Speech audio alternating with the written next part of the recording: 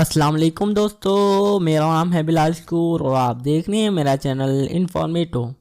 दोस्तों, हमारी रोज़मर्रा ज़िंदगी में हम मुख्तलिफ़ चीज़ों से घिरे होते हैं जो कि एक आम बात है, लेकिन आज की इस वीडियो में मैं आपको उन चीज़ों का मकसद बताने वाला हूं जिन्हें हम वैसे तो रोज़ देखते हैं लेकिन इनका असल मकसद हमें मालूम नहीं होता।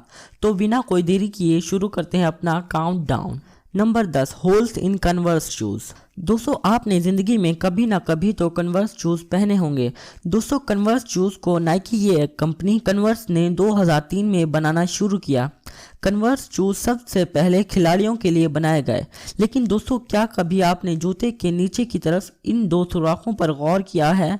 लोग सालों तक समझते रहे कि ये सिर्फ फैशन के लिए बनाए गए हैं, लेकिन इन्हें इसलिए बनाया गया है कि ये अपने पहनने वाले के पैरों में फिट आ जाएं। Number 9, R symbol. दोस्तों, आपने मुख्तलिफ चीज़ों के प्रोडक्ट्स पर इस आर के सिंबल को देखा होगा, लेकिन क्या आपको पता है कि इस सिंबल का असल मकसद क्या है? दोस्तों, इस आर सिंबल का मतलब ये है कि वो product officially US trademark office के साथ रजिस्टर्ड है और अगर कोई शख्स इस ट्रेडमार्क की खिलाफ वर्जी करेगा तो उसके खिलाफ मुकदमा भी दर्ज किया जा सकता है। Number 8, arrow on the gas pump indicator light. दोस्तों, क्या आपने कभी अपनी गाड़ी को पेट्रोल टैंक से मुखालिफ सिमत में खड़ा किया है?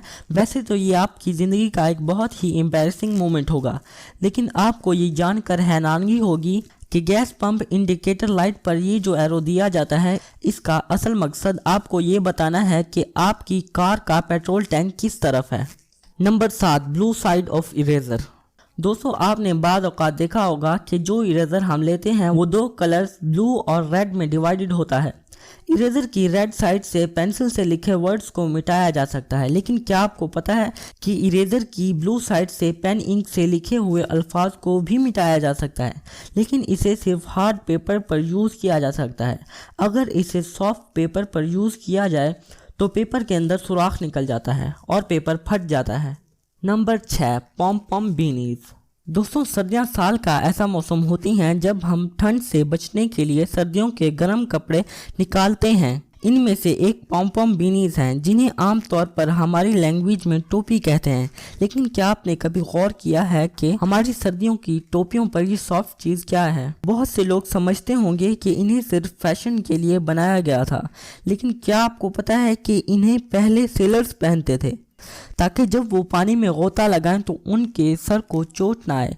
देखने से तो लगता है कि पानी किसी भी तरह से इंसान की बॉडी को नुकसान नहीं पहुंचा सकता, लेकिन अगर इंसान पानी के साथ ज़्यादा स्पीड से हिट करे तो बहुत दर्दनाक चोट लगती है।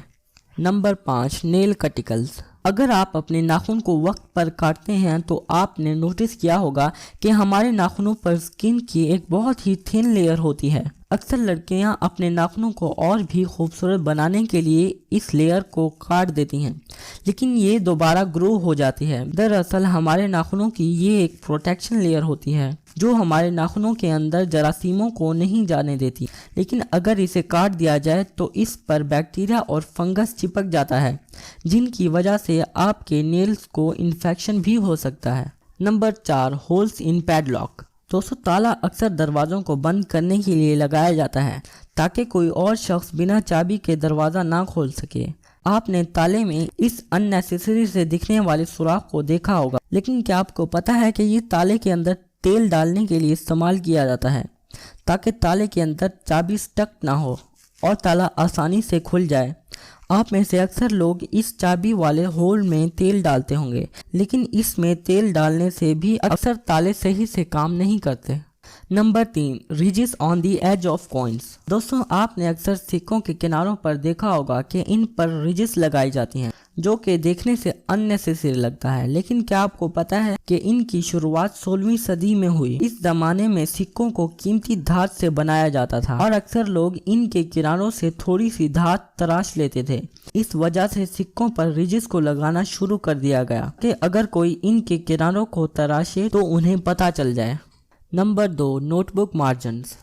दोस्तों, आप नोटबुक पर राइट करने से पहले मार्जिन्स तो ज़रूर लगाते होंगे।